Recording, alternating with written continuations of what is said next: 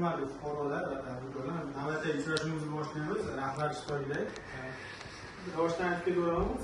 Gullar Asadullohga novvoychilik bo'yicha ham oshxonalarni tuzmoqchi ekan. Oila tadbirkorga kirish so'rashuv. Ha?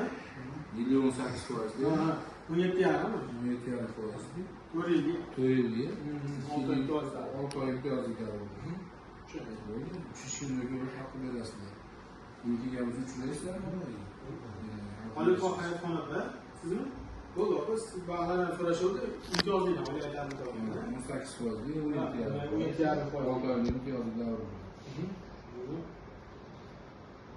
Keyingisi.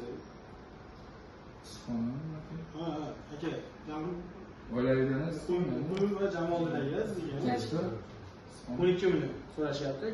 2 xona quramiz. Bular xonangani qarshi yo'q, 17,5%. 6 oylik imtiyozli davrda 4 yilga, 7 yilga. Xonani 7 yilga ham bor, 3 yilgacha.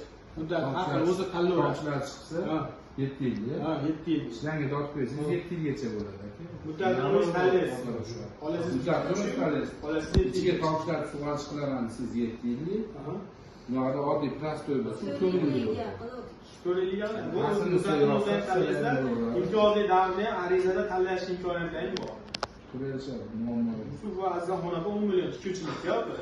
Qasdi Bugun oila tadbirkorligi 7,5, 4 yilga 6 oylik imtiyozli davr. Shu boshini olyapsiz.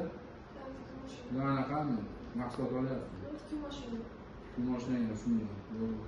Bu hozircha ro'yxatga olganlarimiz shular edi. Qolganlarini chaqiraveramiz. Yo'q.